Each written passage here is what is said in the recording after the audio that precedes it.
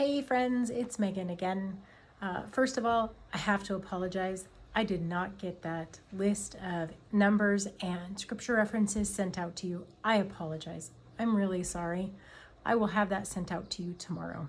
I'm sorry. The week got away from me. I'm sure you've probably heard that before. Not really an excuse. I apologize. So here's the deal. We did 1 through 4 last week, and a refresher is 1 was the Hosanna palm branch. Number 2 was the three pieces of silver, easy enough for me to say. Number 3 was the plastic cup and the wafer, symbolizing the Last Supper. And number 4 was the praying hands and the Garden of Gethsemane. And we talked about how Judas betrayed Jesus in more than one way. Well, now we're going to go to the time of betrayal and the time of crucifixion. So, walking again through Holy Week, and we're going to start with number 5. Number 5 is our rope. The passages, I realized I didn't do this last week. The passages are Matthew 26:47 through 27:26. So almost the end of chapter 26 through quite a bit of chapter 27. And that whole story, you can read that in Matthew. But again, like we said, all of these pieces are found in Mark. So find it in Mark and then go to the Gospel of Matthew. I would encourage you to find them in Mark first. So we have the piece of rope that Jesus was tied up with. And, honestly, Jesus didn't need to be tied up. Really? Jesus knew that that's what he had to do. But the soldiers were so afraid of what would happen. And they didn't want to be left holding the bag because they didn't want Jesus to get away. And so if you tie somebody up, well, it's easier for them to not get away. So the soldiers tied Jesus up. Number 6. Now, some of your thorns will probably look different. I was able to, number 6 is the crown of thorns that was placed on Jesus's head. This is a really tiny one. I don't know if you're going to be able to see it. Very tiny. Let's see if the camera will focus a little bit. There we go. I was able to go out to the church garden, and I was able to cut pieces of the crown of thorns bush that we have back there. So everybody who's able to do these resurrection eggs will have a piece of the church garden with them as well in these eggs. I figured it would make it a little more personal, and it was easy to get. So when you look at them, you will have to be very, very careful. They are very long and they are sharp. It's a good indication and a good reminder of what Jesus had to go through.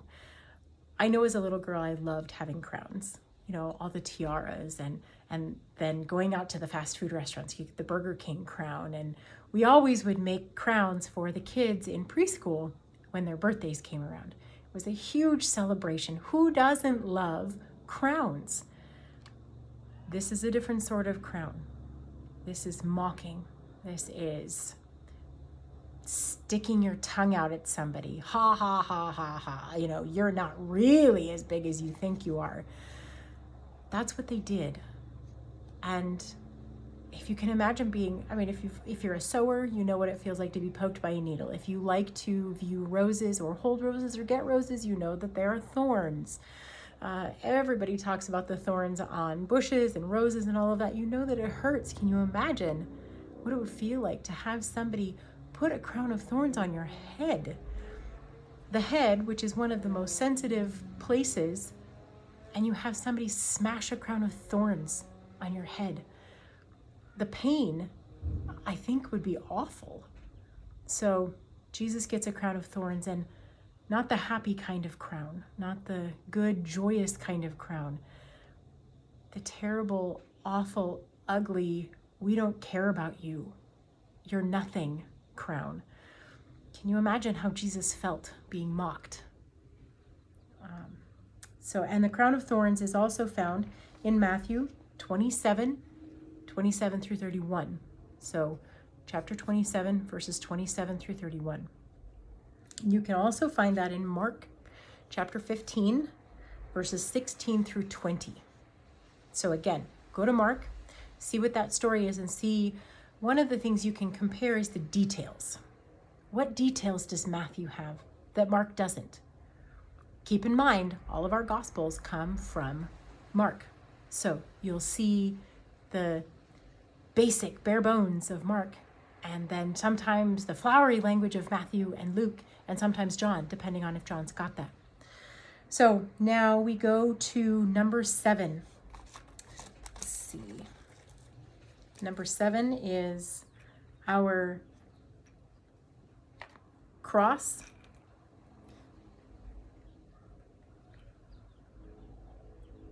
And our nails.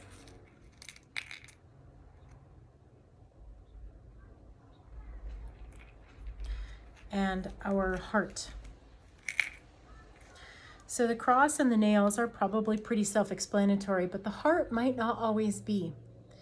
One of the things I appreciate about looking at the story this way is we are able to remember that the whole reason Jesus did this was for us. It was a pure and it was pure, heartfelt agony.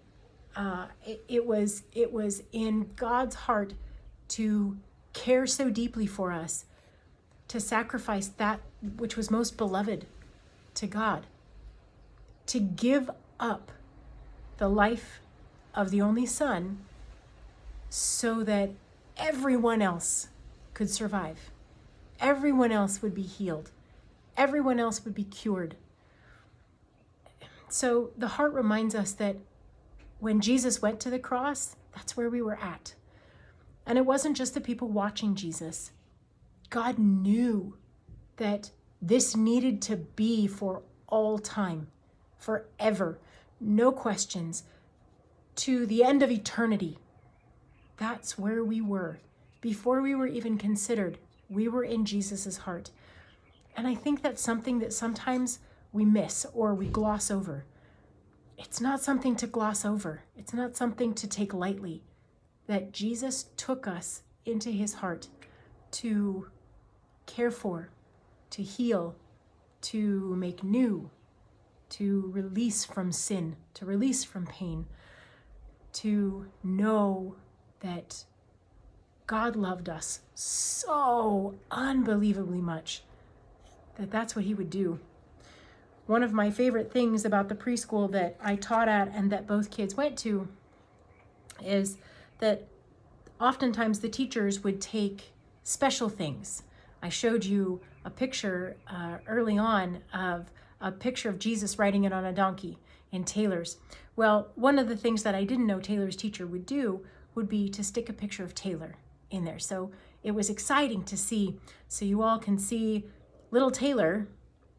There you go. Oh, camera focus. Pull it back a little bit. Camera, there we go. So that's little Taylor. She looks quite a bit like me, but her teacher thought of that extra touch to remind Taylor and then to remind all of us that we, us personally, you, not you all, not everyone, you were in Jesus's heart during this time. Now, the dice. This was one that I had a hard time with when I was younger. I didn't understand it. And truth be told, sometimes I don't totally get it. But I think it's the carelessness and the thoughtlessness of the soldiers who were there. They didn't really care about who was up on the cross. It didn't really matter. They were doing what they were told to do. But they saw that Jesus's clothes were still usable and they couldn't very well tear them, because if you tore them, then they wouldn't be usable.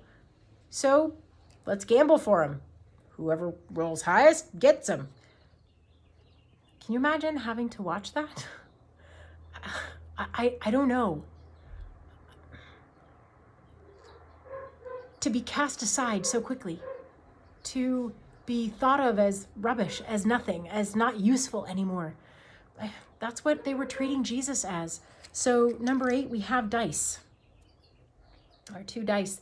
And I will tell you, I know some of you probably can't see this, most of you probably can't see this. This is the first one where we don't have a passage from Mark, but I will tell you, it's in there. Go find the passage where Jesus's clothes are gambled for. They cast lots. Go search for that. Tell me if you can find it in Mark. Tell me where it is. And then go see what the differences are. See who says what, who has what kind of language, who uses what kind of words. The Bible reference that we have in number 8 is Matthew 27. And actually, it might be a misprint. I apologize. Mark 15:24, most likely. I'm looking at this. It doesn't have the passage of Mark, but it's got a Bible reference. So I would guess that it's Mark 15:24. So there you go. I just helped you out. And it says, while keeping watch over him to further shame and degrade him, the soldiers divide up Jesus' clothing by casting lots. They're gambling, basically telling Jesus he's worthless. There's no point in him being around. I am sure that at some point in your life, you have felt that. I'm sure that at some point in your life, maybe you've made somebody else feel like that. I hope not. I try really hard, but I know sometimes I fall short. I have to admit, it's hard. But the good thing is, we can learn. We can make it better. We can do better. We can apologize. That's hard. But if we apologize and tell somebody, I'm sorry, I was wrong, then that helps a little bit in restoring their idea of, no, they really are worth it. They really are worth our time, and they're worth our apology. Remember a time where you felt worthless and how you felt inside, and if there was anything done to fix that. And then remember that there's never been a time where Jesus, or God for that matter, ever considered you worthless. Ever. That's all we'll do for today.